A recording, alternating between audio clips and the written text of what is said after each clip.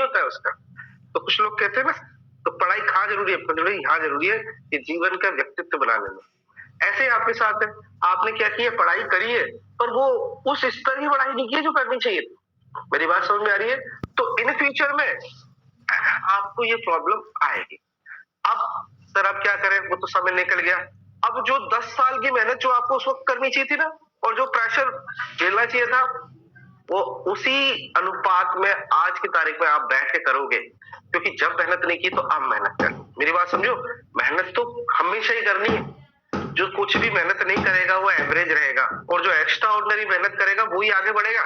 ये एक लाइन है जिंदगी की, क्या है, एक बेस लाइन है। शुरुआत यहाँ से करते हैं सारे लोग, सब लोग यहाँ तक पहुंच जाते हैं, सारे 99% यहाँ तक पहुंचते हैं। इससे जो ऊपर निकलता है ना बेस से, वो होता है सक्सेसफुल। हम लोग क्या एवरेज मेहनत करते हैं। ये समझ में आ रही है? आपको एक्स्ट्रा ऑर्डिनरी मेहनत करना होगा। और एक्स्ट्रा ऑर्डिनरी मेहनत कैसे? मिल्खा सिंह की मूवी देखिए, नहीं देखी हो तो देख लेना। उसके अंदर मेहनत का जज्बा बताया है। ऑर्डिनरी बंदा था जो चोर था, ठीक समझ में आ गया?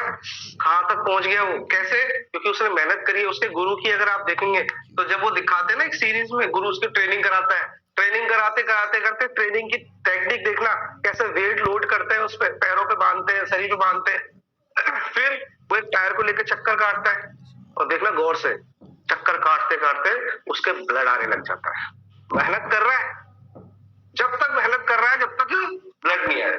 या फिर वो बाल्टी को भर नहीं देता है, पसीने से बाल्टी को भर देता है ना, तो वो होती है एक्स्ट्रा ऑर्डिनरी मेहनत। तो आप लोग सारे मेहनत करते हो, कोई प्रॉब्लम नहीं है, एवरेज स्टूडेंट, परंतु जो एक्स्ट्रा ऑर्डिनरी मेहनत करेगा, और ये मैं लिख के दे रहा हूं आपको, अगर आप एक्स्ट्रा ऑर्डिनरी मेहनत करोगे तो उसका फल 100% मिलेगा। आप बोले नहीं याद नहीं होता, मैडम टेक्निक टेक्निक बनाइए, हर आदमी की इंडिविजुअल टेक्निक होती है। आप याद करो इस तरह, नहीं तो इस तरह करो, फेल हो गए, इससे फेल हो गए तो दूसरा प्रोसेस अपनाओ। पर ये याद करने की जो चीज है ना, ये ऐसा क्वेश्चन है कि टीचर तो आपको याद नहीं करा सकता, समझा सकता है नहीं सर, पर हम आपको विधि बता सकते हैं कि अगर इस तरह कर लो, इस तरह कर लो, इस तरह से याद कर लो, इस तरह से लिख लिख के याद कर लो, पॉइंट्स बना लो, पॉइंट्स को याद कर लो, ऐसे हम बता सकते हैं। पर याद करना हम नहीं बता सकते आपको, नहीं समझे? ये आपको, क्योंकि इस स्टेज पर पढ़ाया नहीं जा सकता, इस स्टेज पर क्या याद करवाया नहीं जा सकता, ये आपको खुद को करना होगा। जैसे आज मेरी 7 साल की बच्ची है, तो मैं उसे बार बार बोल सकता बेटा ऐसे कर, ऐसे कर, ऐसे कर। मैं उससे कई बार कोई लाइन पढ़वाता हूँ ना, तो मैं पता नहीं क्यों थोड़ा मेरे अंदर वो है, बेटा पढ़ लिया, आप पढ़ लिया, एक और बार पढ़, फिर एक और बार पढ़ती है, पापा पढ़ लिया, मैंने एक और बार पढ़, कम से कम 10 बार पढ़वाता हूँ उससे। चीज समझ में आ रही है? क्योंकि अभी मैंने उसके अंदर ये हैबिट डाली, तभी जाके वो आगे होगी। हम लोग क्या करते हैं, एक बार पढ़ते हैं, माइंड को संकेत जाता है, आ गया। माइंड हमारा इतना मूर्ख बनाता है जिसकी कोई हद नहीं है, आ गया हमें, अरे ये तो अब कहीं नहीं जाने वाला। तो वो चीज करके हम क्या है, उस सेक्शन को बहुत हल्के वे में ले लेते हैं। और कहने का मतलब है, एक सेक्शन पढ़ लिया, 2 सेक्शन पढ़ लिया, एंड ऑफ द डे आपको 1200 से 1500 सेक्शन पढ़ने, सारे एक साथ रह जाएंगे क्या माइंड में? माइंड का स्टोरेज, आपकी कैपेबिलिटी भी तो बड़ी होनी चाहिए, और माइंड की स्टोरेज कैपेबिलिटी बड़ी कब होती है? जब आप ध्यान करते हैं। मैं आपको बहुत बड़ी बात कह रहा हूँ आज, हमारे माइंड में इतनी सारी चीजें चल रही है, इतनी सारी चीजें चल रही है कि वो उनको जगह ही नहीं मिलती। कई बार बहुत सारे लोग हो जाते हैं ना, कई बार एक कमरे में बहुत सारे लोग लेके आने हैं आपको, तो किसको बाहर निकालोगे और किसको अंदर रखोगे, ये आपके ऊपर है। माइंड में किसको रखना है और किसको बाहर निकालना है। हम अनवांटेड चीज को तो ज्यादा रखते हैं, या 15 तारीख को उसकी शादी का प्रोग्राम है, जरूर जाना है, तो पहले कुछ याद हो ना हो, वो शादी जरूर याद रहेगी कि यार उस शादी को जाना है। तो हमने पढ़ाई की वो चीज को, जो शादी में जाना है वो चीज को माइंड में रख लिया, और जो पढ़ाई की चीज है उसे एक्स्ट्रा बाहर निकाल दिया। जी समझ में आ गया? इसीलिए लोग कहते हैं कि जो भी करो ना, बाहर की बातों को अंदर प्रवेश मत लाओ। अनवांटेड विचार है मत लेके आओ, अनवांटेड बातें मत करो, क्योंकि इनडायरेक्टली वो अंदर ही जाएगी, इस पे कंट्रोल नहीं है हमारा। कुछ चीज देख लिया, वो डायरेक्ट माइंड को जाता है। जी समझ में आ गया? या फिर आप साधु हो, सामने देख के भी क्या है, अगर कोई वैश्य भी नाच रही है तो आप माता के रूप में देखो, ये आपकी कैपेबिलिटी हो जाएगी, तो बात अलग है। नहीं तो वो उस तरह से नाचेगी तो आपके सारे जो भी अगर अंग प्रदर्शन करती है वो आपके माइंड में जाएगी, आपका कंट्रोल ही नहीं हो पाएगा। तो या फिर आप ऐसी बातों को आने से पहले ही रोक दो, क्योंकि अंदर माइंड में स्टोरेज बहुत है, पर आपका 90% तो क्लाइंट तो बहुत ज्यादा बोल दिया, 5% दिमाग भी एक्टिव नहीं है आपका, मैं सही बोल रहा हूँ। क्योंकि साधुओं का होता है 7 से 8%। मेरी बात समझ में आ गई ना? साधु, महात्मा, इंजीनियर, और इंजीनियर तो नहीं कहूंगा, बहुत बड़े बड़े साइंटिस्ट होते हैं, उनका 7 से, आपका 5% भी नहीं, 90% अभी। पर वो कब होगा? जब आप रेगुलर प्रैक्टिस करोगे। किसी के क्या है, हार्ट की प्रॉब्लम आती है, कोई भी प्रॉब्लम आती है, तो आप देखना जैसे जैसे एज बढ़ती जाती है ना, तो हमारे जो लंग्स होते हैं, लंग्स, फेफड़े सिकुड़ने लग जाते हैं। क्या हो जाते हैं?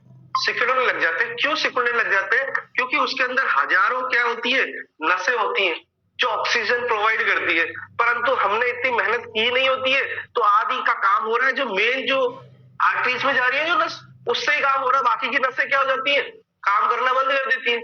इसीलिए तो बोलते हैं फिजिकल करा करो, सारी की सारी एक्टिव रहे। अब आपने क्या किया, कुछ परसेंट ही माइंड को एक्टिव कर रखा है, 95% माइंड को एक्टिव करने का आप प्रयास ही नहीं करते, तो ऑब्वियसली सुस्त अवस्था में जाएगा, ऑब्वियसली वो फंक्शन नहीं करेगा दूसरा माइंड का चीज। तो आपके ऊपर है ये, एक्चुअली एजुकेशन इसी के ऊपर होनी चाहिए कि हम अपने माइंड को कैसे डेवलप करें। ये हमारे क्या एक साधु है, कौन साधु है वो, बारह आए थे, मैं तो नाम भी भूल जाता हूँ, बागेश्वर धाम जी। इसी वो भविष्य बता देते हैं। अरे ये तो साफ हो गया है, कई ऐसे आजकल टीवी पे भी आ रहे हैं कई लोग जो, ये एक साइंस है पीछे का। हाँ, तो वो कोई भविष्यवक्ता नहीं है, वो कोई महान व्यक्ति नहीं है। उन्होंने क्या है, माइंड पे इतना डीपली, और उससे पूछा गया था, उस लड़की और एक और लड़की है जो आजकल बहुत फेमस हो गई है, उससे पूछा कि कुछ टेक्निक तो बताओ, तो पता क्या बोलती है, 7 साल से प्रैक्टिस कर रही हूँ, ऐसे नहीं आएगी, और आ भी जाएगी ना तो गड़बड़ हो जाएगा, आप खुद ही पागल हो जाओगे।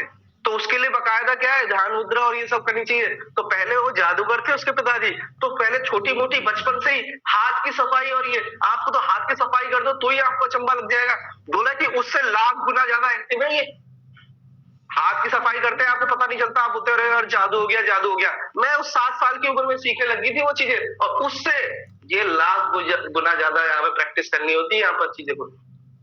तो वो उसने लाख गुना तक कितनी एक्टिव किया होगा। उसने बोला था एक ही चीज है, माइंड को एक्टिव करो आप अपने, सारा खेल ही माइंड का है, और दुनिया में और कोई नहीं है, शारीरिक बल का कोई नहीं है, बल एक दिन कम हो जाता है पर माइंड कभी कम नहीं होता। तो ध्यान किस पे देना चाहिए, मैं इसलिए आपको पहले कितनी सारी बात बताता था, अब तो नहीं बताता। कम से कम पर डे 40 दिन आधा घंटा ध्यान मुद्रा में बैठा करो, ठीक है। और ध्यान मुद्रा में क्या है, वो कहते हैं ना कि शरीर की भी एक आवाज है, जैसे बांस होता है ना, बांस खोखला होता है, ठीक है, उसमें से कितनी शानदार बांसुरी की आवाज आती है। कभी किसी ने सोचा था कि यार इसमें से इतनी अच्छी बांसुरी की आवाज आएगी? ऐसे हमारा शरीर है, एक तरह से बांस ही यही है। अगर आप इसे खोखला कर लो, नहीं समझे, तो बहुत अच्छी अंदर से ध्वनि आती है। तो उसने, कृष्ण ने बताया था कि आप अपने शरीर को बांसुरी जैसा कर लीजिए। बोले कैसे करें? तो उन्होंने बताया था ये जो मुद्रा है ना, ये वाली मुद्रा, 2 उंगली और ये हाथ, ठीक है, ये है। आप अगर इसको ऐसे भी कर लोगे ना, तो देखना आपका है ना पूरा अंदर से खोखला, कुछ आवाज नहीं आएगी, इसकी आवाज आएगी। इसे कहते हैं भ्रमरी आसन भी कहते हैं, कई बार लोग कहते हैं कि भ्रमरी आसन के नीचे। उससे क्या माइंड एक्टिव होता है, उससे माइंड को एकदम संकेत जाता है। और देखना एक कान की तरफ जो दायां कान है ना, बायां कान, उससे हल्का सा अगर थोड़ा छोड़ोगे, बंद करोगे, तो अलग ही धुन निकलेगी। एक नेचर ये ऐसे नहीं बनाया है, हमारे जो पुराने लोग थे ना, उन्होंने बहुत सोच समझ के बनाया। तो आप ज्यादा से ज्यादा क्या ध्यान मुद्रा करा करो। आप बहुत सारी बातें आ रही है, उनको सबको अवेयर करो, उनको हटाओ और अपने अंदर की हील करो। फालतू चीजों पे ध्यान मत दो।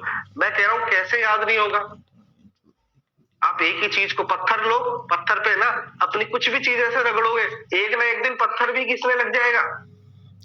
ये समझ में आ रही है? तो अपना तो बहुत सॉफ्ट माइंडेड है।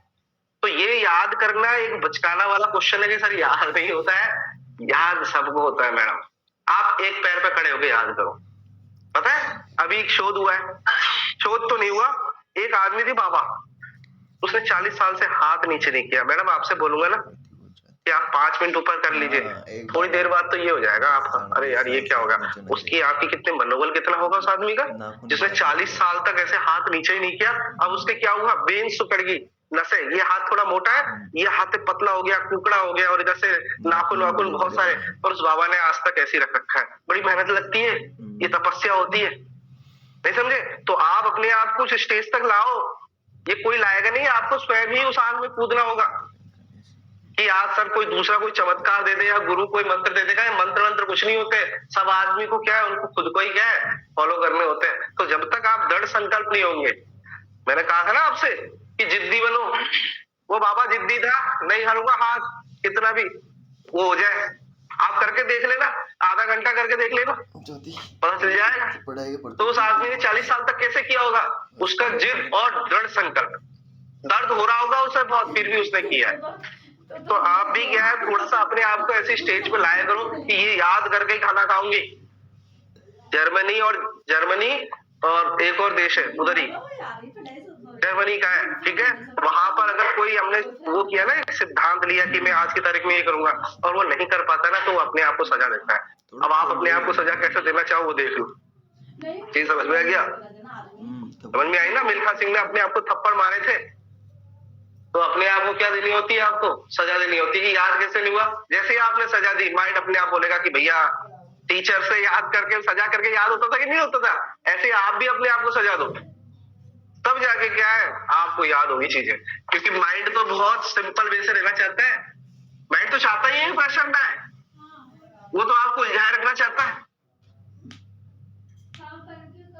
तो मैडम सब याद होता है, सुनो ये बकवास वाली बात नहीं है, सब याद होता है, बस आप है ना उसको उस वे से याद नहीं कर रहे हो। भाई समझे? किस लिए पढ़ाई कर रहे हो? 25 साल क्यों बर्बाद किया हमने?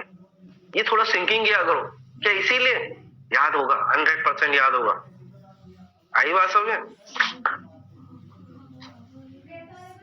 याद सब होता है, बस हम अपनी क्या है लापरवाही कर देते हैं, ठीक है। और इसमें कोई दो राय नहीं है कि मैंने कहा था ना बचपन से जो पढ़ाई नहीं की आपने, अब पढ़ाई करनी हो रही है तो प्रेशर आ रहा है मैडम। इसीलिए बचपन में अगर अच्छी तरह पढ़ाई कर ली होती ना, मैंने इसीलिए कहा था क्लास के अंदर कि एक भी मुझे अच्छा ऐसा बच्चा नहीं मिला जो साइंस स्ट्रीम से हो, एक भी ऐसा बच्चा नहीं मिला जो मैथ स्ट्रीम का हो। मैं कह रहा हूँ, लिटरली कह रहा हूँ मैं आपको, आ जाए एक बार जिसकी 85% आई है ना, जैसे ये आई है, ठीक है, जिसकी 85, आपकी आर्ट्स थी ना मैडम, फिर भी इसने अच्छा कवर किया है। पर जिसकी साइंस बायो वाला एक बार बैठ जाए ना, नहीं छोड़े वो, उसकी प्रैक्टिस देख रहे हो आप, घर जाके कितनी प्रैक्टिस करता है वो बंदा।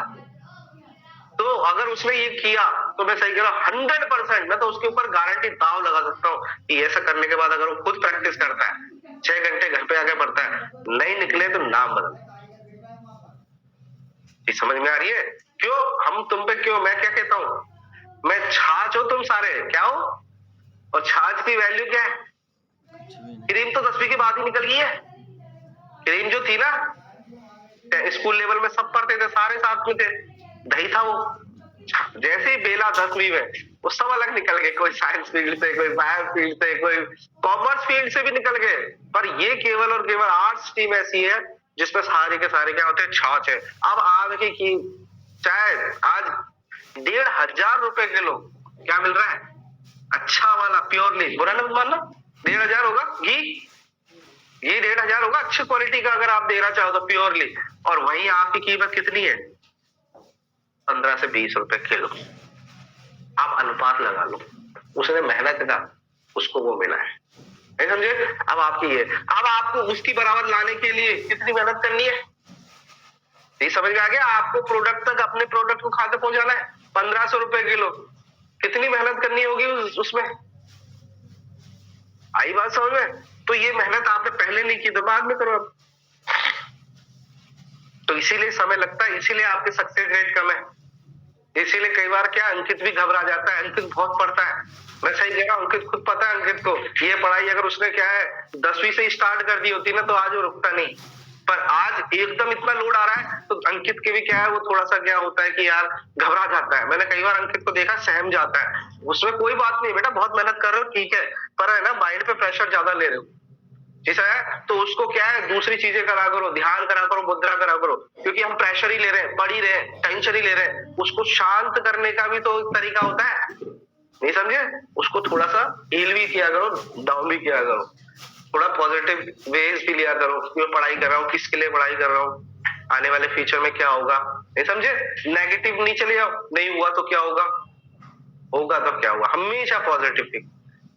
तो अंकित क्या है, अंकित के साथ में जो माइंड में ये प्रॉब्लम आई थी वो इसलिए आई थी क्योंकि अंकित क्या है, नेगेटिव ज्यादा सोच लेता है। ठीक है, अब धीरे धीरे पॉजिटिव हो रहा है, पर उसके पता ही है, उसको ही पता है कि वो नेगेटिविटी क्या है, उसके अंदर क्या है, बहुत ज्यादा। जैसे ही कोई अगर नेगेटिव बात करता है वो फट से उसे एब्जॉर्व कर लेता है, वो स्पंज की तरह है अंकित।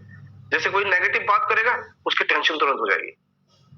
एकदम ऐसा व्यवहार बनाओ कि अपने आप, अपनी नेगेटिविटी तो आए भी नहीं यार, ठीक है ना, फालतू बकवास मत कर, मुझे सब पता है, इतना कह के आगे बढ़ जाओ, मूव ऑन। चीजों का होगा नहीं होगा, बहुत कंपटीशन है, ये है भाई, होता तो है ना, कुछ लोगों का होता है, वो कहां से आ जाते हैं, नहीं समझे, ये फॉलो।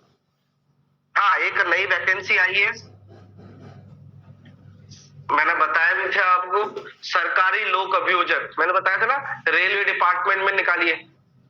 रेलवे डिपार्टमेंट में 2 वैकेंसी है, एक तो है चीफ पीपी, मुख्य पब्लिक प्रोसिक्यूटर, और एक है असिस्टेंट पब्लिक प्रोसिक्यूटर। ठीक है, तो आप इसके लिए एलिजिबल होंगे। ठीक है, यहाँ पर आपको 50 मार्क्स का तो आपका लॉ पेपर है, और जो वही है जो आईपीसी सीआरपीसी, क्योंकि ईपी है, आईपीसी सीआरपीसी और आपके एविडेंस। ठीक है, उसमें एसटी भी है और शायद मेरे ख्याल से जुवेनाइल भी है। ठीक है, बाकी 3 या 4 एक्ट अलग से हैं, तो देख लेना उसको। 100 नंबर का मार्क्स है, एक झटके में आपके पास में पोस्ट है। चीज समझ में आ रही है ना, एक झटके में आपके पास पोस्ट है, 100 नंबर का है, 50 नंबर का 11। ये वही है, क्या है, अदर्स, जिसमें आपके awareness, GK, mental ability, GK आपकी 15 मार्क्स की, मेंटल एबिलिटी आपकी 15 मार्क्स की, आपकी मैथ्स आपकी 10 मार्क्स का, और आपका साइंस आपका 10 मार्क्स का। ये समझ में आ गया, कितना हो गया, 50। आ रही बात समझ में? तो मैंने क्या कहा था आपको कि आप ये तैयारी कर लो, जीके थोड़ा बहुत भी, मैं कह रहा हूं ऐसी मनमान लॉ खा ही नहीं जाएगा, बस लोग खा रहेंगे। यहाँ पर 1 घंटा एक्स्ट्रा ऑर्डिनरी अगर आपने दे दिया, और यहाँ पर टिक लगा ले, टिक टिक टिक टिक, और इतना हार्डली वार्डली नहीं आता यहाँ पर, टिक टिक लगा के 100 में से अगर आपके 60 अबोव भी चले गए, ये समझ में आ गया, तो हो गया। क्योंकि 90% बच्चे तो देंगे नहीं, समझ रहे हो आप, कि यार हमें मैथ्स नहीं आती, मैथ्स नहीं आती, फॉर्म ही नहीं भरेंगे, और भरेंगे भी तो क्या है, वहां पे नहीं होगा, क्योंकि उन्होंने तैयारी नहीं की। पर जो बच्चे, और मैं आपको बता दूं, अगर 20 वैकेंसी है, कितनी है मात्र ऑल इंडिया में रेलवे की, मेरे पापा ही जानते हैं कितना अच्छा रेपुटेशन है इसका। एक डिपार्टमेंट में एक ही होता है, कोटा डिवीजन में एक पीपी है, समझो आप उसको, पूरे रेलवे वाले जानते हैं उसको, डीआरएम तक भी जानता है, समझो कितनी बड़ी पोस्ट है, और कोटा डिवीजन कितना बड़ा है। आप इस पोस्ट को छोटा मत समझना, एक बहुत बड़ी पोस्ट है ये, पर क्योंकि हम पीपी समझ रहे हैं तो छोटी सी लेवल की लेके चलते हैं। परंतु मेरे पापा क्या है, जब अभियोजन निरीक्षण था, पहले इसका नाम क्या था, अभियोजन निरीक्षक, जो इंस्पेक्टर लेवल का आदमी होता है वो ही क्या है, प्रोसिक्यूशन करता था। पर अब पहली बार मैं आपको बताऊं, 2012 में जब मैंने एलएलबी करी थी ना, तो मैंने इसीलिए करी थी, पास आउट किया, पापा यार आपकी वैकेंसी कब निकल रही, कब निकल रही, कब निकल रही है, आज आ गया 2024, आइए मुबारक हो, अब आइए। अरे बात समझ में, मेरा कितना पेशेंस, पापा रेलवे में थे, इसी डिपार्टमेंट में कितना जाता था मैं, 2012 से पापा ने बोले यार बंद कर दी, प्राइवेटाइजेशन से ले लेते हैं, किसी को हायर कर लेते हैं, ठीक है। अदरवाइज क्या है, जो अभियोजन निरीक्षक था वही केवल क्या काम करता था, वैकेंसी निकाल नहीं रहे, उसके बाद में 2024 में आते आते निकालिए, जनवरी सॉरी कल की तारीख में निकली है। तो आप समझो कितना वेट करने के बाद भी नहीं आई वैकेंसी है, बहुत अच्छी वैकेंसी है। अब फरवरी 6 तक शायद उसका फॉर्म भरा जाएगा, या फिर 1 महीना है अपने पास में, और एग्जाम की डेट अभी डिक्लेयर नहीं है, रेलवे के एग्जाम की डेट डिक्लेयर नहीं होती अभी डेट नहीं है डिक्लेयर। और आप जानते हो पेंडिंग पे पेंडिंग होता जाता है, तैयारी करना स्टार्ट कर दो। अगर जो इस यहाँ पर एज 35 है, इसकी क्वालिफिकेशन 18 से ये, और ये शायद 18 से, ये तो शायद ज्यादा है, हाँ कंप्लीट मांग रही है 20। हाँ ये बात याद रखना, अरे सर 20 वैकेंसी हमारा क्या होगा, ये गलत बात है। एक मेरा लड़का था एसबीआई, नहीं सीबीआई, जानते हो CBI, central bank of investigation, उसके अंदर एक पोस्ट थी, वो हमेशा जाता था, और उसी एक पोस्ट में मीरा का सिलेक्शन हो गया। जनरल वालों को सबको निकाल दिया उसने, क्योंकि पेपर देने जाओ, जहां भी एग्जाम हो पेपर देने जाओ, आपको पता चलेगा। मैंने कहा था ना, आपने 35 पेपर अटेंड कर लिए, केवल अटेंड कर लो, 36वें पेपर में कोई रोक ले तो मेरे को बता। जितने भी पेपर है, कहीं यूपी बिहार कहीं भी लोग जाते ही है, जहां भी पेपर है जाओ और वहां पर देखो कि किस तरह से स्टैंडर्ड आता है। क्वेश्चन देखना, फिर 35 में से 36वां पेपर वही आएगा जो इन सारे 35 में से अगर क्वेश्चन आप निकाल के देखोगे। पर आप जाते नहीं हो, डराते हो, घबराते हो, मैं बाहर कैसे जाऊंगा, ये कैसे जाऊंगा, होगा नहीं है। थोड़ा सा ऐसे वैकेंसीज आती रहती है, दे जाया करो, मैं तो कह रहा हूँ हमेशा जाया करो। कितना फीस से डर रहे हो कि यार मेरे ना 1000 रुपए फीस होगी, मेरा आना जाना। अरे नौकरी लगती है, सरकार आपको राजा दूल्हे राजा बनाएगी, फिर आपको जवाई की तरह आपको रखेगी पूरे 30-40 साल तक। तो कम से कम शुरुआत में तो पैसा खर्च करो। चलिए, तो मैडम याद करने की जिम्मेदारी किसकी है? मेरी नहीं है। मैं आपको याद नहीं करा सकता, बस इतना ही काम समझो। याद करना आपके ऊपर है। मैं आपको पढ़ा सकता हूँ और अच्छी तरह समझा सकता हूँ। इसलिए मैं क्या कहता हूँ, मैं कितना मेहनत करता हूँ आपके ऊपर, 10%, 90% आपको ही करनी है। अब वो कैसे करनी है, हर एक इंडिविजुअल अपनी अपनी सिचुएशन के हिसाब से होता है। नहीं समझे? सर याद तो होता है, उसमें लॉ की वैकेंसी भी है। सर याद तो होता है, उसकी प्रॉब्लम ये कुछ चीजें बहुत हार्ड लगती है। तो उसको सिंपल वे से करो ना। जो चीज हार्ड है मेरे से पूछो कि सर इसको सिंपल वे से बताओ या फिर इसको सिंपलिटी से बताइए, तो उसको सिंपल करना ही तो लॉ है। लॉ तो बहुत हार्ड है। अब देखो कितनी वो किताब है, मैं सही कह रहा हूँ आपको। कुछ लोग 2 पन्नों में पेज बना लेते हैं, कैसे बनाते होंगे, उसको सिंप्लीफाई करते हैं। चीज समझ में आ गया? उसको सिंपल वे में बनाने की यही तो हमारी टेक्निक होनी चाहिए, कठिन काम को सरल करना। नहीं समझे? अगर कठिन को कठिन तरीके से ही करा तो फिर क्या मतलब हुआ? तो उसको यही टेक्निक आनी चाहिए कि आप उसे सिंपल वे से कैसे लाओ। मेरे से पूछो, यूट्यूब की मदद लो, आपने इतना फीस दी है कॉलेज स्तर पे, कभी भी फोन खनखना दो, कभी भी फोन कर, प्रियंका मैम ये क्वेश्चन है मैडम, आप बताइए, जवाब दीजिए इसका। बोले गजेंद्र जी पूछ के बताऊंगी, तो ठीक है मैडम कल फोन करूंगा। पीछा मत छोड़ो, फीस दिया आपने, और अगर वो देखो कोई भी टीचर ये नहीं कहेगा मैं नहीं बताऊंगा, रहने दो, ठीक है कोई बात नहीं, कॉलेज से निकल के बाद में जाओ, कभी नहीं बोलेगा। नहीं समझ? क्योंकि टीचर हमेशा क्या बनाता है, एक रेपुटेशन बना के चलता है कि बच्चों की नजर में मैं हमेशा, वो बूढ़े भी हो जाए ना तो भी मेरी रेपुटेशन कम नहीं होनी चाहिए। आनंद सर को फोन लगाओ, दिनेश सर को फोन लगाओ, पैसे दिया आपने, या फिर मुझे लगाओ। मैं कभी, आज भी कई बच्चे हैं जो 4-4 साल निकल गए, 3-3 साल निकल गए, जयपुर से अभी फोन आता है, मैं कभी भी उसने क्या है मना नहीं करता। हाँ बेटा ठीक है, चाहे कैसी भी वो होगी उनसे साथ में इस हो जाएगा, चाहे वो भाग भी गए हो तो भी। मैं सही कह रहा हूँ, मैं कभी किसी को, तो आप क्या है मैडम, जब तक स्वयं संतुष्ट नहीं हो जाओगे तब तक आपको चीज आएगी। तो कठिन चीज है, 2-3 जनों से पूछो, नहीं ना, पूछने में कैसा हाल है, समझे? ज्ञान लेने में जिसने शर्माया ना, जिसने ज्ञान लेने में शर्माया रह गए हो, जिसने करे शर्म उसके फूटे कर्म। तो यहाँ क्या है, कभी शर्म नहीं करनी है आपको। भाई नहीं आता तभी तो कह रहे हैं, तभी तो पूछ रहे हैं, तभी तो पढ़ रहे हैं। चलिए आज देखो मेरे को क्या करना था और क्या हो गया। हाँ, तो कल हमने देख लिया था सेल एक्सचेंज, ठीक है। बस थोड़ा सा यही याद रखना कि कहां पर जो ट्रांसफर है वो एब्सोल्यूट होगा, ठीक है। और 2 तरह का है, एक है ओनरशिप का ट्रांसफर और एक है टाइटल का ट्रांसफर। तो याद रखना, देखो अलग अलग फॉर्मूले जैसे बनाना चाहो, ठीक है। जैसे मैंने एक बार बताया था कि कहां पर स्थावर संपत्ति में यूज होता है, ठीक है, और कहां पर चल और चंगलम दोनों ही का ही ट्रांसफर हो सकता है, बताया था ना कल परसों में, ठीक है। ऐसे मैं आपको बताता हूँ कहां पर क्या है जो ट्रांसफर होगा, अंतरण होगा। ट्रांसफर किसका होता है? ओनरशिप। ओनरशिप मतलब स्वामित्व का ट्रांसफर कहां पर होगा और टाइटल का ट्रांसफर कहां पर होगा, ये भी एक क्वेश्चन बन जाता है।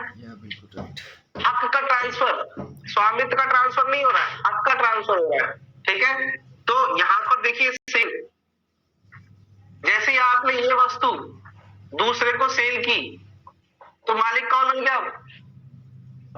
चीज समझ में आ गई आपको? ऐसे ही एक्सचेंज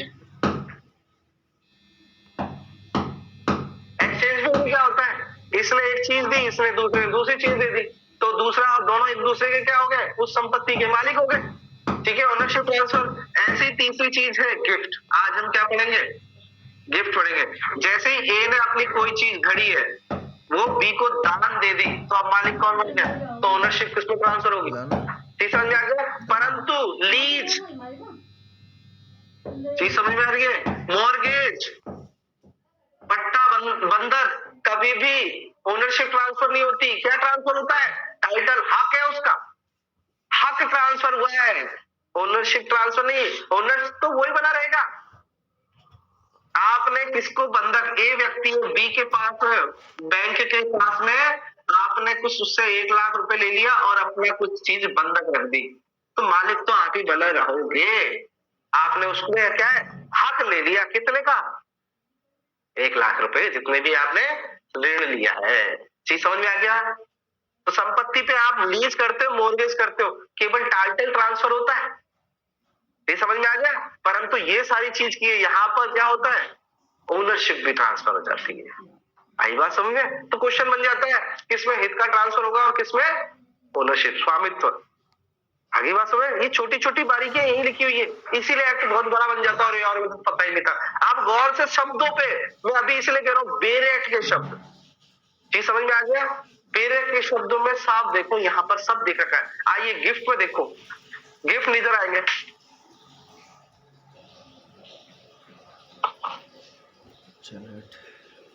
देखो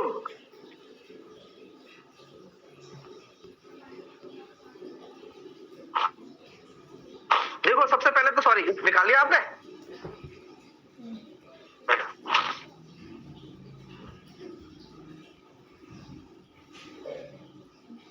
मेरी बहुत तबीयत खराब है।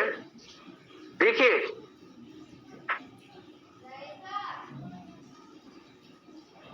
ये लिखा ना, वह अंतरण है जो एक व्यक्ति द्वारा दूसरे व्यक्ति को कहलाता है। प्रतिफल की प्रतीक गिफ्ट क्या है? यहाँ पर क्या है? पूर्ण अंतरण होता है। गिफ्ट में क्या होता है? अंतरण लिखा हुआ है यहाँ पर, वह अंतरण है। ठीक है, तो इसे लिख लीजिए पूर्ण अंतरण, यानी कहने का मतलब एब्सोल्यूट, स्वामित्व का अंतरण हो जाता है पूरा।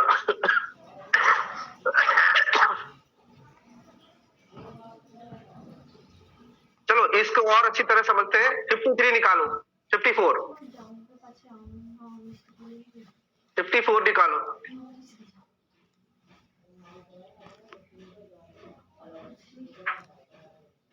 लिख रखा है स्वामित्व का अंतरण, लिख रखा है क्या 54 में? ठीक है, और इसके जैसा ही कौन सा होता है? एक्सचेंज। भले एक्सचेंज में लिखा नहीं हो, परंतु आप समझ गए, दोनों एक जैसे ही है।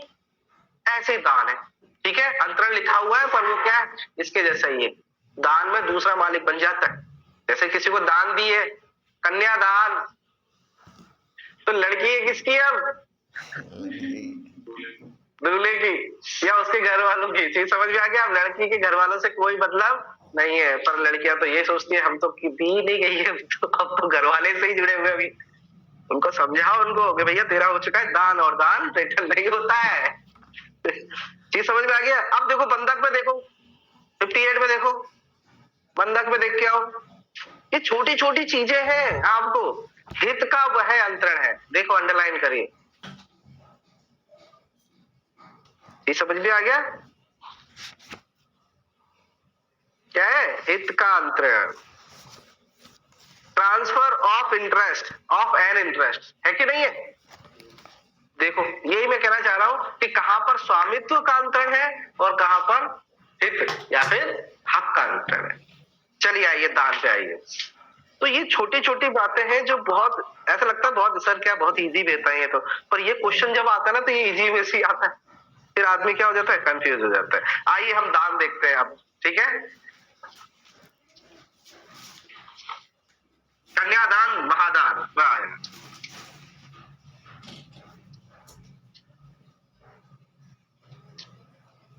तो दान के बारे में कॉन्सेप्ट तो आपने देखा है बहुत सारा।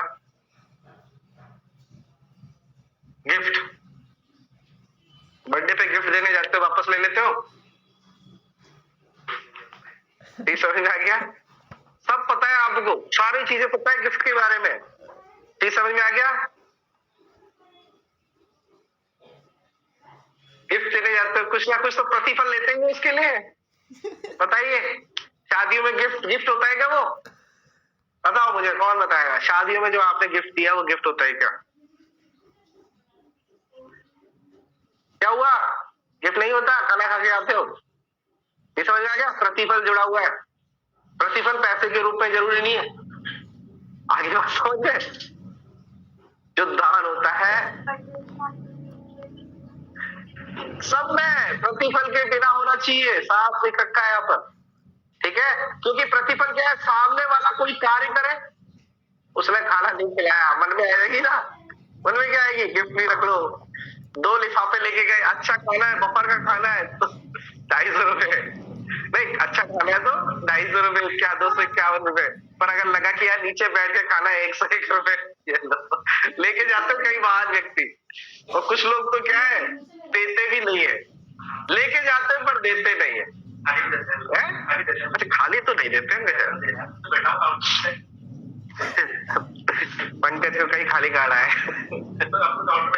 चीज समझ में आ गई आपको? तो ये क्या हो गया? प्रतिफल के बिना होता है, याद रखना। और स्वेच्छाया होता है, आपकी क्या है? डर, दबाव, कपट, वो जो सारे थे ना कॉन्ट्रैक्ट के, सहमति, स्वतंत्र सहमति वाली बात है। तो यहाँ पर आपने डर के कारण किसी को टिप दे रहे हो, भय के कारण किसी को बोल रहे कि चल एक काम कर रहा मेरे नाम पे देख दान पत्र, दान लेख बनवा देना और ये प्रॉपर्टी मेरे को दे देना। गुंडा होता है ना कोई, वो इस तरह से करवा सकते हैं काम। या मम्मी को धमकी दी है कि मेरे नाम पे प्रॉपर्टी आनी चाहिए, नहीं समझे? और क्या बना दो आप? उसका सेल डीड बना दो। तो सेल क्या हो? गिफ्ट डीड बनवा दो। तो वहां पर आपने क्या है? धमकी दी है। तो ये क्या होता है? स्वेच्छाया होता है। अगर आपने स्वेच्छाया नहीं किया, ठीक है, तो वो बाद में क्या है? शून्य कराया जा सकता है। भले ही सारे डॉक्यूमेंट क्लियर हो, आपके सारी चीजें हो, दान वान भी गए हो, पर क्या होना चाहिए? वॉलंटरी होना चाहिए। इसीलिए दहेज स्वेच्छाया होता है क्या? बताइए, दहेज स्वेच्छाया होता है क्या? आप दहेज देते हो ना? बताइए मैडम, दहेज एक तरह तो गलत है। दूसरी बात देखो, स्वेच्छाया कॉन्टेक्ट नहीं होता है, क्योंकि क्या वहां पर क्या है? वो स्त्री जो धन है ना, स्त्री धन क्या है? सही होता है, क्योंकि आप मुंह दिखाई देने गए या फिर कोई पाणी ग्रहण संस्कार हुआ या कुछ दिया, तो आप उसको जो पैसा देते हो ना, थोड़ा सा लिमिटेड देते हो। कभी मुंह दिखाई के 10 लाख रुपए दिए किसी ने? नहीं दिए। ज्यादा 10 रुपए या 50 रुपए, और खेच के अगर कोई बुआ हुआ हो तो बहन हो तो 500 रुपए, खेच के 500 रुपए, अदरवाइज इतना नहीं मिलता है। पर वहां पर इतनी मोटी अमाउंट है तो वो स्वेच्छा नहीं दे रहा उसे, तो वो उसका दान नहीं है, इसीलिए उसको क्या है? वो नहीं माना गया। स्त्री को दिया गया वो स्त्री का है, ठीक है, परंतु ये जो एक्स्ट्रा ऑर्डिनरी दिया गया ये क्या है? प्रथा है, ये क्या है? एक तरह से रूढ़ी है, तो इसे गलत रूढ़ी माना गया है, इसीलिए ऑफेंसिबल बनाया है, क्योंकि स्वेच्छाया वाला उसमें कंटेंट होता ही नहीं। तो अब देखते हैं दान के आवश्यक तत्व क्या है। चीज समझ में आ गया? और क्या होता है दान? तो देखिए, एक एक चीज से समझाऊंगा, अंडरलाइन करते जाना। दान किसी वर्तमान, जंगम या स्थावर संपत्ति का। अब देखो पहला पॉइंट देखो, क्वेश्चन बहुत आते हैं दान से, 2011, 13, 10, ठीक है, हर बार दान से क्वेश्चन आ रहा है, ठीक है। तो क्या हो रहा है? पहला क्या कर रहा है? वर्तमान में प्रॉपर्टी होनी चाहिए। देखो कितनी बड़ी बात है, जब आप दान कर रहे हैं ना, उस वक्त एग्जिस्टेंस में होनी चाहिए। चीज समझ में आ गया? अब एक थोड़ा सा अंतर देखो, विल मतलब वसीयत। जब आपने वसीयत करी, जब उस प्रॉपर्टी का एग्जिस्टेंस नहीं था, अस्तित्व नहीं थी, पर जब आप मरे थे उस वक्त अगर अस्तित्व में आ जाता है तो भी विल एनफोर्सेबल है। इस आगे समझ में? जब उसने विल करी थी उस वक्त उस प्रॉपर्टी का कोई वो था ही नहीं, इमर्ज में नहीं थी, वर्तमान में नहीं थी, जब वो विल करी थी, पर मरने से पहले वो आ जानी चाहिए। समझ आ गया? तो वो विल क्या होगी? वैध होगी। परंतु जहां पर इसने दान, जब दान विलेख बना रहे हो, क्या बना रहे हो? दान विलेख, उस वक्त प्रॉपर्टी वो आनी चाहिए, भले ही वो स्वीकार करे, नहीं स्वीकार करे, उसके पास कब्जा दे, उस वक्त क्या है? वो वैल्यूएबल नहीं होगी। जब आप दान विलेख बना रहे हो तभी उसका वर्तमान में होना चाहिए। कौन सा समझ में आ गया? ये कहना चाहता है।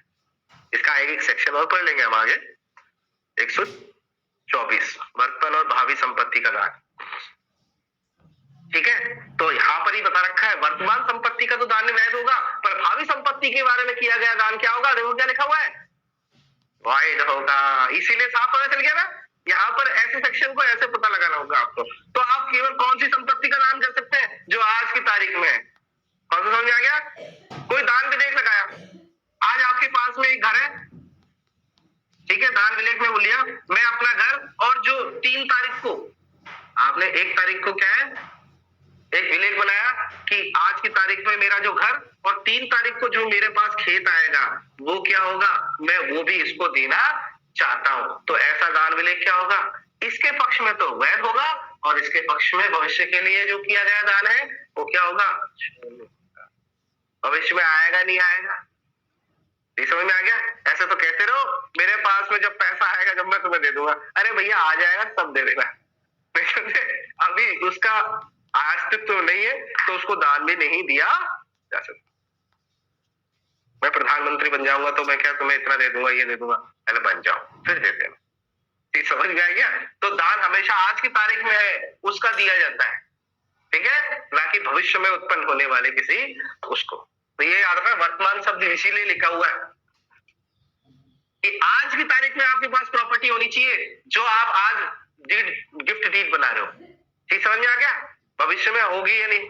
हाँ सुरभि कुछ कह रहे हो? हाँ सर क्लास अटक रही है। ओहो क्लास अटक रही है? हाँ सर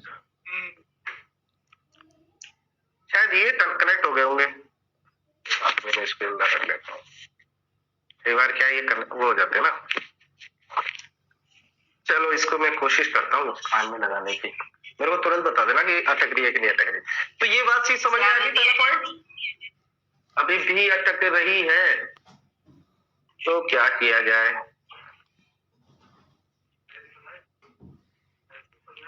नहीं चलो कंटिन्यू आ रही है कि नहीं? थोड़ा थोड़ा अटक रही है मेरी आवाज। अब सही हो गई, अब सही हो गई। नहीं अब ठीक है। ठीक है,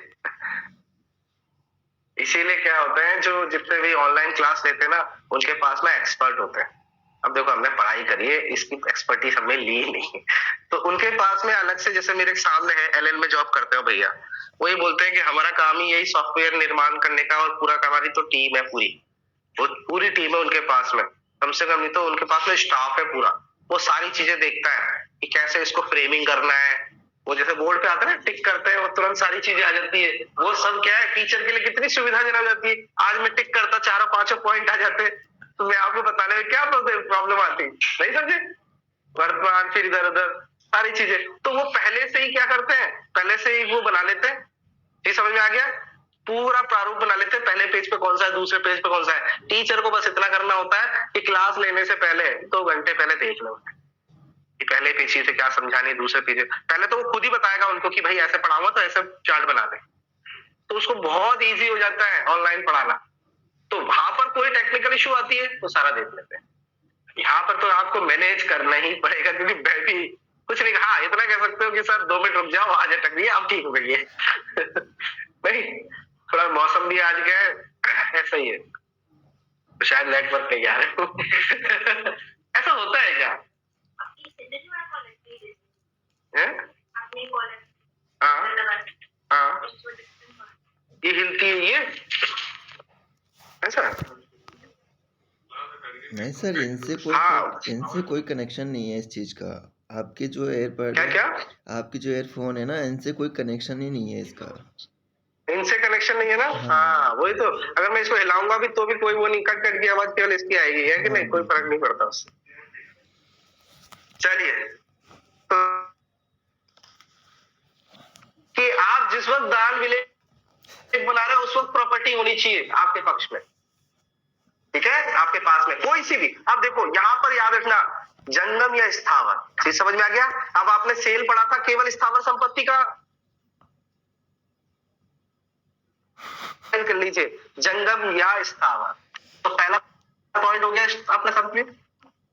दूसरा पॉइंट ये क्या कहता है, वह अंतरण है जो एक व्यक्ति द्वारा जो दाता कहलाता है दूसरे व्यक्ति को जो अदाता कहता है। मतलब इसमें 2 पार्टीज है, जो दे रहा है उसको क्या कहेंगे, और जिसको दिया जा रहा है उसको क्या कहेंगे, अदाता। जी समझ में आ गया?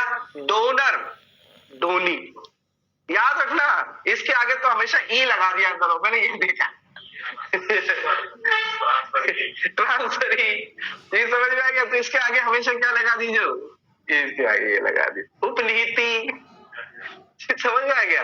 तो यहाँ ती नहीं लगा हुआ है, पर इंग्लिश में क्या है, सबके आगे ई लग रहा है। चलिए, तो दो पार्टीज हो गई आपकी। अभी यहाँ पे बताएंगे इसका रोल क्या होता है, इसका क्या रोल होता है, ये कब दान दे सकता है और ये कब दान नहीं दे सकता। आइए तीसरी चीज देखो, ये अंडरलाइन करने वाली बात है। शुरू में आपको बता रहा हूं, अगर आपने इसको देखो, किसी वर्तमान संपत्ति को जो का वो अंतरण है जो दाता द्वारा अदाता को दी जाती है, ऐसे भी लिख दो, ठीक समझ रहे हो, उधर समझाने की जरूरत नहीं है, जो देता है वो सब पता है उसको। ठीक है, आइए तीसरा पॉइंट क्या कहता है, स्वेच्छाया। अब देखो कैसा होना चाहिए, वॉलेंटरली होना चाहिए।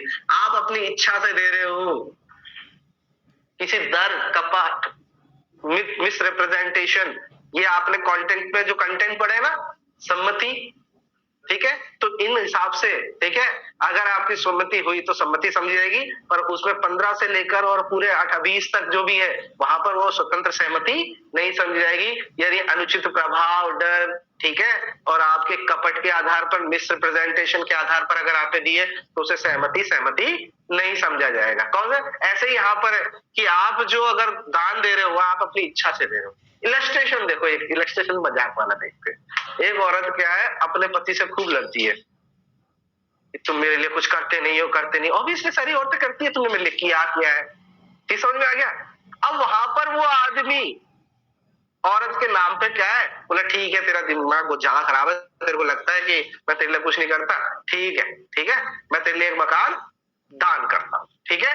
तो आदमी ने क्या, अपनी वाइफ को दान मकान दे दिया, और उसमें लगा कि डेली की चिकचिक से, ठीक है, डेली की चिकचिक से होने से क्या कारण, मैंने अपना वो क्या मकान इसमें अपनी पत्नी को देता हूं, ठीक है, ऐसी लैंग्वेज लिखवा दी। परंतु ये स्वेच्छा नहीं है, क्यों नहीं है बताओ? देखिए, अगर आपको, उसमें आदमी कितना इंटेलिजेंट था, विधि का छात्र था, ठीक है, उसने दान तो दिया, पर उसने क्या है, क्या डेली की चिकचिक, समझ में आ गया।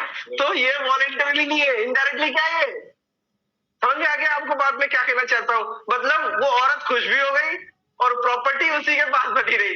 क्यों? क्योंकि औरत कभी भी, अगर सोचो उसने तलाक ले लिया, सर औरत ने क्या ले लिया, उसका इंटेंशन ऐसा था कि मैं इससे तलाक लेके प्रॉपर्टी जैसे ही मेरे पक्ष में आएगी, इससे तलाक लेके और मैं दूसरी शादी कर लूंगी, या फिर उसे क्या बेच दूंगी। तो जैसे ही बेचने जाएगा बोले रुक, वॉइडेबल है ये। क्यों?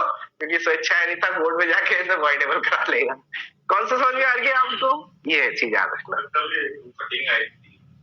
माँ बाप किससे नहीं करते वो रद्द कराया। ये तो मेरे पूछने का एक पॉइंट ये है, उसमें जैसे इसमें लिखा है कि बिना प्रतिफल के ये होना चाहिए था। हाँ। लेकिन माँ बाप की सेवा और मतलब उनके जो रेस्पॉन्सिबिलिटी वो उनसे प्रतिफल है। नहीं, आपने उधर पढ़ा होगा कॉन्ट्रैक्ट के अंदर सेक्शन नंबर 25 चीजों को इसमें इन्वॉल्व किया है। जी समझ में आ गया, जी समझ में आ गया। और दान भी कैसा, वो स्नेह और उसमें किया हो और निकट संबंधों के बीच किया हो, जी समझ आ गया, तो ही उसका अपवाद लागू हो रहा है।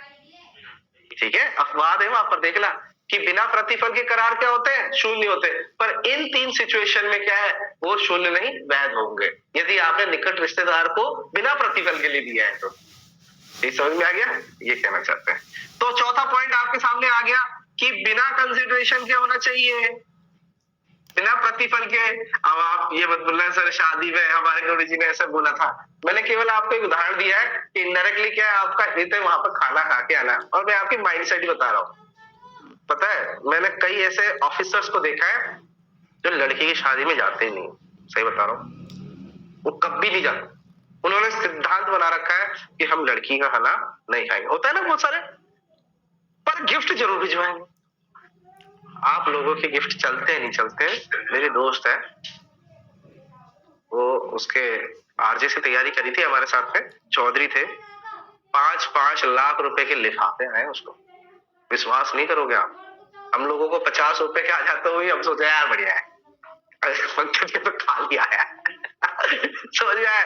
5 लाख रुपए के, वो ये बोल रही थी कि 80 लाख रुपए गिफ्ट से आए थे। कितने आप उम्मीद कर सकते हो रॉयल कितनी हुई होगी शादी। मैं तो पता है उसका उनके जो हस्बैंड थे ना, वो आर्मी में थे, कमांडेंट थे, ठीक है। तो जब मैंने देखा था तो बकायदा जो बैंड वाले नहीं बजते, ज्यादातर पिक्चरों में वो अपन जाएंगे, वह डीजे लग रहा है, सेनाई बज रही है, यही तो होता है ज्यादातर। तो इक्विपमेंट देखे होंगे आपने, वहां पे बकायदा आर्मी बैंड था। समझो आप कितनी रॉयल शादी हुई होगी। और मैंने वहां तो कम से कम तो 4 या 5 प्रकार की पास्ता ही देखे थे क्योंकि हमारी दोस्त को क्या है, पास्ता बहुत पसंद है, ठीक है। और बर्गर, पिज्जा, पता नहीं इतनी, मैं तो कह रहा हूँ कि ये पूरा स्टेडियम जैसा ग्राउंड कर रखा था उन्होंने।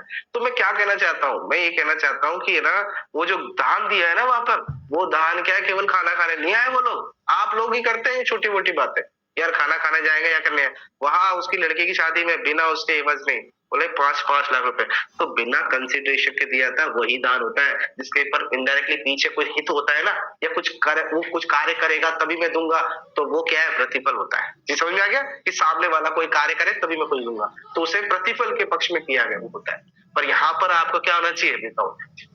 तो ये क्वेश्चन, जैसे आज बात चलो छिड़ी गई है, शादी में दिया गया दान क्या है, अब वो दान नहीं, आगे बात है, बर्थडे पर जो गिफ्ट दिया था वो गिफ्ट नहीं, ये समझ में आया, कह सकते हो उपहार है, ठीक है, पर वो गिफ्ट की श्रेणी में तो समझ में आ रही है आपको, नाम दे दिया। पर अगर आप विधि के स्टूडेंट हो, यही तो दिमाग लगाना है, जो दूसरी दुनिया उसे एवरेज लेवल में सामान्य चीजों में देख रही है, हमें एक्स्ट्रा ऑर्डिनरी लॉ के पर्पस से देखनी है उसको। इसके लिए बहस हो सकती है कि सर शादी में जो दे रहे हैं वो क्या है, गिफ्ट नहीं है, क्यों, क्योंकि कंसिडरेशन जुड़ा हुआ है खाना कोई कहे कि यार बिना खाना खाए हुए दे के आऊंगा, तो वो गिफ्ट हो गया। देखो दोनों पर्पस आ गए, ठीक समझ में आ गया कि यार शादी में नहीं जा पाऊंगा पर मैं लड़की के लिए क्या है यहीं से भेज देता हूँ। कई लोग होते हैं ना, जैसे मेरी मम्मी है, शादी में नहीं जाती तो यहाँ से कोई आदमी जा रहा होता तो उसको साड़ी या कपड़े भिजवा देती है, तो वो हो गया। चीज समझ में आ रही है ना। तो जहाँ कोई प्रतिफल नहीं होता वो गिफ्ट हो जाएगा। तो दोनों पक्षों में समझना, जहाँ उद्देश्य खाना खाना हो वो गिफ्ट नहीं है। तो हमेशा ये कहते हैं दान जब देते हैं ना, तो वहां पर उसके पीछे कोई हित नहीं होना चाहिए, स्वेच्छाया निस्वार्थ होना चाहिए। भगवान को अर्पण करते हैं। अब बताओ यही क्वेश्चन आ गया, भगवान को जो आप उसमें डालते हो दान पेटी के अंदर, वो कैसे कर रहे हो, आप उसे प्रतिफल की उम्मीद कर रहे हो क्या, कि आप अपने वचन का पालन कर देना वर्तमान में, भूतकाल में या भविष्य में। यही तो है कि भविष्य में कोई कार्य करेगा तो आप भगवान से उम्मीद करते हो कि मुझे नौकरी लगा देना। तो भगवान बोला यार ये गलत आदमी है, ये मेरे को दान नहीं कर रहा है ये समझ में आई है। तो आप अगर मंदिर में चढ़ावा चढ़ा रहे हो तो पंडित जी को ही बोल रहे हैं पंडित जी ये कोई दान नहीं है, ये समझ में आ गया। ये दान हमेशा क्या है, गुप्त होता है, किसी को बताया नहीं जाता। और उसके पीछे जैसे बोलते हैं, कई लोग बोलते हैं भगवान से कुछ मांगो मत, उसे सब पता है कि तेरे को क्या चाहिए, अलग से हाथ जोड़ के 2 बातें और बोलने से क्या मतलब ले भाई, वो तो तुम्हारे अंदर बैठा हुआ है, उसे तो हर चीज पता है। तो वहां मंदिर की मूर्ति के सामने एक बार और दोहराने से क्या हो जाएगा, आप अगर भगवान के अस्तित्व को मानते हो तो चीज समझ में आ गया। उसको बार बार जताने से क्या मतलब मिलेगा। अभी तो पंडित ही बोलते हैं भगवान से मांगो, अरे उसे सब पता है कि क्या चाहिए क्या नहीं चाहिए, जब वो अंतर्यामी है तो। जी समझ में आ गया। और आप समझ गए होंगे अब मंदिरों में जो दिया जा रहा है वो दान नहीं है कहते कॉन्सेप्ट हमें यही चीज एक्टिव करती है, पढ़ने का यही उद्देश्य था। सामान्य व्यक्ति से हमारी बुद्धि तीर्ण हो जाती है। समझ में आ रही है आपको, शार्प डैश जो कहते हैं ना, यही आती है। इसीलिए आदमी तर्क करना सीख जाता है। पढ़ने का सबसे बड़ा क्या है, वो ये कि उपयोग है कि आप तर्कशील व्यक्ति बन जाते हो, लोगों के सामने आप तर्क रख सकते हो। इसीलिए बोलते हैं, दिव्य कृति जी बोलते हैं कि अम्बेडकर साहब को क्या है, इसीलिए लोग महान मानते हैं क्योंकि उनकी तर्क शक्ति बहुत ज्यादा थी। पढ़ने लिखने वाले तो और भी बहुत होंगे, इसीलिए मैं कह रहा हूँ आपके पढ़ने लिखने से मैटर नहीं करता, आप कितने एक्टिव है, कितने तर्कशील है, वो इंपॉर्टेंट होता है। ये समझ में आ गया। तो आप कितने एडवांस है, पढ़ते तो सभी है, अपनी अभिव्यक्ति कैसा करते हैं, ये समझ में आ गया, वो इंपॉर्टेंट है। सॉल्यूशन कैसे निकालते हैं उस चीज से। चलिए आइए, तो ये 4 कंटेंट आ गए। आइए देखो और देखो, बहुत धीरे पढ़ा रहे हैं। स्वेच्छा या प्रतिफल के बिना किया गया हो, और देखो और शब्द क्या कर रहा है, और अदाता द्वारा, अदाता था जिसने प्राप्त किया है, द्वारा या उसकी ओर से प्रतिग्रहित एक्सेप्टेंस होना चाहिए। क्या होना चाहिए 5वां पॉइंट, प्रतिग्रहित। ए ने बी को बोल रहा है मैं तुम्हें दान देना चाहता हूं, मैं तुम्हें कुछ देना चाहता हूं, बी बोलता मैं ले ही नहीं रहा, तो दान माना ही नहीं जाएगा। चीज समझ में आ गया। अगर इसे ये ले लेता है, प्रतिग्रहित करता है, तो ही दान होगा। अगर वो प्रतिग्रहित करने से इनकार कर देता है तो दान नहीं है। कौन समझ में आ गया? ये है पिक्चर में दिखाते ना कई बार, आप हीरो बोलता है मेरे को नहीं चाहिए, वो वाली सीन। तो अगर आपने प्रतिग्रहित कर लिया तो वो दान होगा, और प्रतिग्रहित नहीं किया तो वो दान नहीं होगा। अब इसी को आगे बता रहा है, इसी को आगे समझा रहा है। वो क्या समझा रहा है कि प्रतिग्रहण कब कर लेना चाहिए? ऐसा नहीं है कि चलता रहेगा 50 साल तक, 40 साल तक। मैंने कह दिया मैं अपना घर आपको गिफ्ट करता हूं, तो ये कब तक प्रतिग्रहण कर सकता है? उसकी भी समय सीमा बता रखी है। उससे पहले कर लेगा तो दान बन जाएगा, और अगर उससे पहले नहीं किया तो शून्य हो जाएगा। तो दान क्या हो जाएगा? शून्य हो जाएगा। कौन सा समझ आ गया? तो यहाँ पर समय सीमा बता रखी है दूसरे पैरे में कि प्रतिग्रहण कब करना होगा। तो दो चीजें, एक तो दाता के लिए और दूसरा अदाता के लिए। तो देखिए अब दाता ये क्या कह रहा है? ऐसा प्रतिग्रहण दाता के जीवन काल में, जब तक जिसने ऐसे ए ने बोल दिया कि मैं अपना घर तुम्हें बी को दे रहा हूं, तो जब तक ये जिंदा है ना, जब तक ये इसके पास जाएगी, मर गया तो इसके एलआरओ के पास चली जाएगी। आगे बात समझ में आई? बात समझ में? जीते जी तो इसके पास में इसने प्रतिग्रहण कर लिया तो चली जाएगी। अगर ये मर गया तो अब नहीं मिलेगी। अरे वो मर गया था, उसकी आखिरी इच्छा ये थी कि मैं ले लूं, नहीं, अब ये इसके एलआर के पास चली गई। कौन सा समझ में आया? चीज समझ में आया? मरने के बाद नहीं जाएगी, मरने से पहले पहले तेरे को क्या करना हो? प्रतिग्रहण करना होगा। कौन सा समझ में आ गया? किसके? दाता की बात चल रही है। ये समझ में आ गया? देखो जीवन काल में, और जब तक वह देने के लिए समर्थ हो। अब देखो ये भी कह रहा है देने के लिए समर्थ हो, तो यहां पर एक कंटेंट याद रख लेना। ये दो चीजें कह रहा है। एक तो माइनर कभी भी दान नहीं कर सकता, पहली चीज याद रखना, माइनर कभी भी दान नहीं कर सकता। उसे कॉन्टेक्ट के अनुसार समर्थ होना चाहिए, सक्षम होना चाहिए अंतरण करने के लिए। याद है सेक्शन नंबर 7? ठीक है, सक्षम व्यक्ति कौन होगा?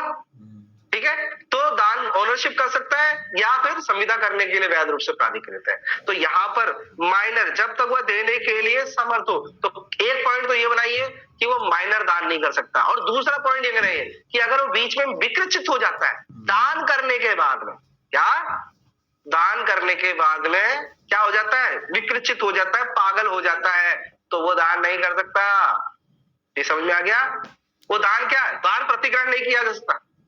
उसके पागल होने से, दिवालिया होने से या कुछ और होने से क्या है? पहले क्या है? आप उसे प्रतिग्रहित कर लो। आई बात समझ में? मैंने आज दान दिया, आपको स्वीकार कर लेना चाहिए। और अगर मैं पागल हो गया तो सस्पेंड हो गया दान। चीज समझ में आ गया? दान अब माना नहीं जाएगा, ये कहना चाहता है। या ये कह सकते हो कि पागल व्यक्ति, जैसे मैंने बताया माइनर दान नहीं दे सकता, ऐसे ही पागल व्यक्ति क्या नहीं दे सकता? दान नहीं दे सकता। उदाहरण बताऊं, मेरे फादर इन लोगों को क्या थोड़ा हेडेक आ गया था, थोड़ा सा उनके अंदर सिम्टम आ गए थे, इसीलिए कहते हैं ज्यादा मत सोचा करो। मैं हमेशा क्या इस बात को कहता हूँ कि भैया जैसी जिंदगी चल रही है ना वैसे चलने दो। आप लोग पता है बहुत अच्छा कॉन्सेप्ट है, आप ना वर्तमान में जी रहे हो, ना भूतकाल में जी रहे हो, ना भविष्य में जी रहे हो। सबसे बड़ी बात क्या है, जिंदगी जीने का तरीका बताऊं आपको, मैं कैसे संतुष्ट रहता हूँ। भूतकाल जो निकल गया उसकी बातों को सोचने से कोई मतलब नहीं। समझा? क्या हमने बुरा किया, क्या अच्छा किया, इनको लेके बैठने की जरूरत नहीं। जो वक्त निकल गया निकल गया। ये समझ में आ गया? आपने चाहे लाख गलती की, इतना बड़ा ऑफेंस किया हो और सरकार ने आपको छोड़ दिया हो, तो आप उस ऑफेंस को लेके मत बैठो कि मेरे से ये ग्लानि हो गई। ग्लानि में मरता है कि मैंने ये अपराध किया था, मैंने उसके साथ धोखा किया, ये किया, वो किया। अरे मनमाने आदमी है, पुतला है, गलतियां होती रहती है। तो पुरानी चीज को, पुराने माइंड में, मैं कह रहा हूँ ना, माइंड में कितनी सारी बातें चल रही है, माइंड में आपकी पढ़ाई तो आई नहीं रही। क्यों? पुरानी बहुत सारी चीजें हैं। जैसे अफसाना है, पुरानी बातों को लेके बैठी है और भविष्य को लेकर चिंता बैठी है, क्या कहां से होगा? मेरी बात समझ में आ रही है कि पुरानी, अगर कोई इसके साथ में अगर कोई इंसिडेंट हो गया, जैसे किसी ने उसको क्या है जलील कर दिया, उसके टीचर ने जलील कर दिया कि तेरे से ना हो पाएगा, तो उस बात को सोचना क्या? चलो एक बार सोच लिया, 2 बार सोच लिया, पर कंटिन्यू उसी माइंड को चीज में रखोगे जहन में, तो आप आधा समय तो भूतकाल में दे रहे हो। मैं कुछ करूंगी, बन के दिखाऊंगी, ये करूंगी, मैं ऐसा होगा, मेरा आरजेस बनूंगी, तो आप भविष्य की सोचने लगते हैं। तो ना आप वर्तमान में जी रहे हो, तो दोनों तरफ ही नहीं। तो आदमी को क्या करना चाहिए वर्तमान में, इसलिए एक माइंड को हमेशा माइंड को एक डायलॉग बोल के रखना चाहिए, बाद में देख लूंगा, अभी ये करता हूँ। एक पिक्चर आई थी जी, याद नहीं आ रहा, दिस मूवमेंट, वो एक बहुत बड़ी मूवी थी, ऑस्कर विजेता होता है वो, ऑस्कर सॉरी वो ओलंपिक विजेता होता है। वो ये बोलता है कि जब वो स्पोर्ट्स के मैदान में उतरता है, ठीक समझ यार, वो करते हैं, वो क्या करते हैं, क्या एथलेटिक्स करते हैं ना, क्या करते हैं, जो रस्सी पे ऊपर नीचे होते हैं, फिर उधर से फ्लाइट करके नीचे आते हैं एकदम, क्या बोलते हैं उसको, कौन सा गेम बोलते हैं, देखा होगा आपने, ऐसे हाथ करके 2-3 बार ऊपर जाके, वो पता नहीं कौन सा होता है, एथलेटिक का ही बोलता है। तो वो एक ही बात बोलता है, मैं उस वक्त गेम खेल रहा हूँ, सुनो, सेकंडों से भी सेकंड में फैसला करना होता है, और उस वक्त आपके माइंड में बहुत सारे विचार चल रहे हैं, तो कुछ नहीं होगा, पकड़ आएगा नहीं आएगा, इसलिए ज्यादा नहीं सोचना चाहिए, आएगा 100% आएगा। बोले यही मूवमेंट है जिसमें ना मैं पिछले का सोच सकता हूँ, और मैं ओलंपिक जीत गया ना मैं उसके आगे का सोच सकता हूँ। आज की तारीख में जो मैं रस्सी छोड़ी है और दोबारा रस्सी पकड़ूंगा, तो उस बीच में मेरे पास में कोई भी सेंस नहीं होना चाहिए। जिस वक्त आप परफॉर्मेंस कर रहे हो, पढ़ाई कर रहे हो या कुछ भी कर रहे हो, एग्जाम दे रहे हो, उस वक्त भी ये सिचुएशन नहीं होनी चाहिए। भूतकाल की है भविष्य के। बच्चों को ज्यादा डर क्या होता है, अरे यार फेल हो जाएंगे, कैसा पेपर आएगा, क्यों सोच रहे हो, भविष्य का सोच रहे हो, अरे यार पढ़ाई नहीं करी, अरे यार क्या सोच रहे हो, पेपर दो, इंटरेस्ट स्ट्रेसफुल होके दो। ज्यादातर पेपर क्यों भी करता है, क्योंकि बच्चे क्या है, स्ट्रेस में ज्यादा आता है, और स्ट्रेस में या फिर भूतकाल को लेके या भविष्य को लेके स्ट्रेस में। वर्तमान का पेपर नहीं देख रहे भैया, आंखों के सामने क्वेश्चन लिखा हुआ है, उसको ध्यान से नहीं पढ़ते उस चक्कर में, और केवल ये स्ट्रेस के चक्कर में गलत संदर्भ में पढ़ के वो टिक लगा देते हैं। फिर बाद में बोलते हैं अरे सर ये तो मैंने देख लिया था, अरे सर ये तो कैसे गलती हो गई। वो यही है कि तुमने अपने माइंड को क्या कर दिया, काबू में नहीं रखा। इसीलिए मैं कहता हूँ माइंड का सबसे बड़ा गेम वो है, माइंड को होल्ड आउट करो, अपनी नसों को होल्ड आउट करो। ठीक समझ में आ गया। तो यहाँ पर अगर विकृचित हो गए, तो मैं अपने फायदा लोगों की बात कर रहा था, वो जब इस तरह से सेंस ऑफ ह्यूमर, क्योंकि वो क्या है, दिन रात काम काम काम काम, रात के 3 बजे उठ के बोल रहा है कोई कि चल रहे हैं क्या, हाँ चलो ये कर रहे हैं, नेतागिरी में इतना घूमे, तो वहां पर प्रॉपर नींद नहीं ले पाया, नींद ना लेने के कारण उनको स्ट्रेस हो गया था, तो वो क्या है, उनके अंदर लक्षण आ गए थे, सिजोफ्रेनिया, बहुत ज्यादा वो जानते हैं, सिजोफ्रेनिया के लक्षण आ गए थे। इसमें आदमी क्या है, गुस्सा बहुत करने लग जाता है, बहुत ज्यादा गुस्सा करने लग जाता है, और वहां पर चिड़चिड़ा हो जाता है। ठीक है, तो वहां पर क्या है, आपके क्या है, सोचने समझने की शक्ति खत्म हो जाती है, वो अपर लेवल की है। और याद रखना, विकृचितता का एक रूप है सिग्नोफेरिया। अगर आपने क्या है 84 आईपीसी पढ़ते हैं, तो उसमें भी अगर कोई अपराध कर दिया तो उसमें अपवाद का लाभ मिल जाएगा। ठीक है, तो वहां पर अगर बहुत ही ज्यादा गुस्सा है, अगर गुस्सा एकाएक आ रहा है, तीव्र आगे से मर्डर कर दिया, तो लाभ नहीं मिलेगा। परंतु आपको बीमारी है सिग्नोफेरिया, डॉक्टर रिकमेंड कर रहा है, तो विकृचितता का लाभ मिलेगा। तो साबित करना होगा कि सर मैं इस बीमारी के कारण मैंने मर्डर किया है, नहीं तो आपको 300 का अपवाद ही मिलेगा, केवल 5 अपवाद है, उसके मर्डर ना समझे, कल्पेबल ह्यूमिसाइड ही समझाएगा अगर तीव्र आग्रह में गुस्सा में आते हैं। तो उन्होंने क्या है, एक बार मंदिर गए, मंदिर में आके घड़ी, चेन, सोने की चेन निकाल के, पर्स वर्स सब चीजें क्या है, वो दान पेटी में लेके आ गए। और हम सोचे कि पापा कैसे लिए आए, कहाँ रह गए, वो पापा जी क्या है, वहां मंदिर को सब चढ़ा दिया।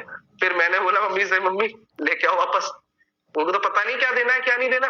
तो जब हम वापस पुजारी के पास गए, अब पुजारी इतना, मैं तो इसीलिए कहता हूँ कि भाई वहां पैसे के लिए बैठे हुए हैं, तो दान हो गया, अब लौटाया नहीं जा सकता। यानी सोने की कम से कम इतनी महंगी चेन, घड़ी बड़ी, पर्स में भी काफी पापा के पास ही पैसे थे, वो सारी चीजें दान करके आ गए। तो कहने का मतलब है कि उनका वो दान उस वक्त किया गया था, वो समर्थ नहीं थे। तो वो क्या है, मैं समर्थ के इसलिए बता रहा हूं, अगर वो समर्थ होते तो वैलिड होता, पर समर्थ नहीं थे तो वो दान नहीं माना जाएगा। तो दाता की यहाँ पर कंडीशन बता रखी है कि दाता कब दे सकता है, या फिर जीवन काल में दे सकता है, या फिर वो जब समर्थ हो तब दे सकता है। ये समझ में आ गया, अदरवाइज नहीं दे सकते। आइए आप देखो 20 में दूसरा पॉइंट, अदाता। अगर ये सेक्शन समझ में आ गया तो आगे सब समझ में आ जाएगा। अदाता की, अब देखो उसे प्रतिग्रहण कब कर लेना चाहिए, उसे प्रतिग्रहण कब कर लेना चाहिए, अपनी मृत्यु होने से पहले पहले क्या कर लेना चाहिए, प्रतिग्रहण कर लेना चाहिए। उसकी मौत हो गई तो उसके एलआर क्या नहीं कर सकते, दावा नहीं कर सकते कि आपने हमारे दादाजी के नाम पर इतना कुछ किया था, अरे दादाजी ने ग्रहण ही नहीं किया। तो मरने से पहले ग्रहण करना चाहिए। अगर मरते मरते भी, सुनो, मरने से पहले अगर वो ग्रहण कर लेते हैं तो मान्य होगा, उसके एलारों को चल जाएगा। और मर गए पर उन्होंने लिया नहीं, मैं ऐसे आदमी का बिल्कुल नहीं लूंगा, 1 रुपया नहीं लूंगा, ऐसा हो सकते हैं बहुत ज्यादा ईगो वाले आदमी, तो वो मर गए तो उनके एलारों को भी कुछ नहीं मिलेगा। आगे बात समझ में, जीवन काल दाता का है, जाता था। जीवन काल तो दाता का है ना, परंतु देखिए अदाता का देखो, दूसरा पॉइंट, यदि प्रतिग्रहण करने से पहले अदाता की मृत्यु हो जाती है, स्वीकार करने से पहले अदाता की मृत्यु हो जाती है, ठीक है, तो दान क्या हो जाएगा? शून्य। और ये आरजे 2011 और 2000